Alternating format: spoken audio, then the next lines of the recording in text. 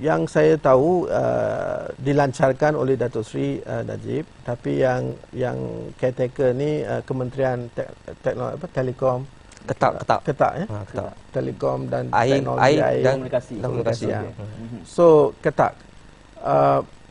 Saya ingin mencadangkan supaya ketak memanggil industry players yang lain selain daripada hanya satu dua, supaya bersama-sama duduk semeja dan cuba dapat satu action plan daripada broadband plan, dan sama-sama kita akan menjayakan projek itu. Sekarang ni saya rasa the industry player tu tidak di-involve dalam. So saya rasa yang itu paling salah satu faktor penting.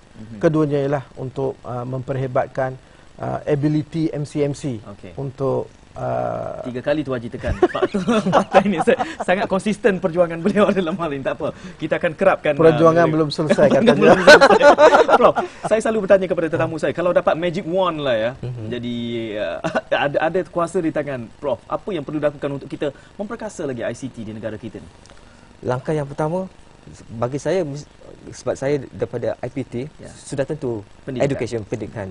Pendidikan adalah apa lagi yang tidak dilakukan dalam pendidikan kita sedangkan sudah diperkenalkan di peringkat sekolah rendah lagi. Kemudian itulah masalah yang kedua adalah prasarana. Terutama ketika kita membincangkan tentang pembesar ICT, kita lihat di luar bandar masih ketinggalan. Bagaimana kita nak komplement pengguna di luar bandar dengan pengguna di bandar. Ini masalah yang ini ada satu national agenda yang perlu kita fikirkan, bagaimana untuk menseimbangkan penggunaan di luar bandar dan di bandar. Selain daripada edukasi. Okey, tadi dari peringkat awal Tuan Haji menyebutkan soal struktur industri ICT ini perlu diperkemaskan. Elok kalau kita bandingkan dengan negara Korea Selatan yang digambarkan kampung nelayan pun ada broadband yang cukup hebat dengan kos yang lebih murah. Jadi apa yang mereka lakukan di sana yang kita tak lakukan di Malaysia? Adakah semata-mata struktur niaga ICT itu berbeza? Dia lebih kepada struktur di mana di facility dipunyai oleh satu syarikat dan harganya saksama kepada yang lain. Nombor satu. Keduanya, there is a political will daripada Korea Selatan untuk menjayakan broadband ketika application content dia. Korea merupakan satu negara yang rich in content. So bila you ada content, maka the demand will be there. So the demand drive the supply. Kita belum cukup konten. Kita konten di Malaysia kalau dulu menyedihkan, sekarang lebih menyedihkan. Mengapa di sana lebih kaya kandungannya? Sebab kerana kita juga kaya dari segi pengetahuan tapi tidak dibawa ke persada IT kan? Kalau kita berbincang dengan developer, content developers di Malaysia, mereka akan beritahu bahawa revenue share dia dengan syarikat-syarikat is one sided.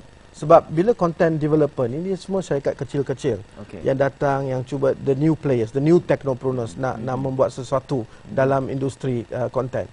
Tetapi di manakah mereka boleh menjual konten-konten ni kepada syarikat telekomunikasi giants? Bila you pergi ke syarikat telekomunikasi jaya, revenue share arrangement semua hanya satu sided. So dia banyak masalah. Itu merupakan satu topik yang lain. Tetapi bagi saya, apa yang Korea buat, kita boleh buat 10 kali lebih baik. Kerana hanya kita memerlukan satu political will yang strong, yang tidak protect incumbent carriers. Maknanya tidak macam syarikat-syarikat besar diprotekkan. Jangan. Biar dia macam di Korea. Di Korea beratus-ratus ISP. Persaingannya akan memanfaatkan pengguna. Dan pengguna bukan saja dapat akses dengan murah, tetapi kualiti.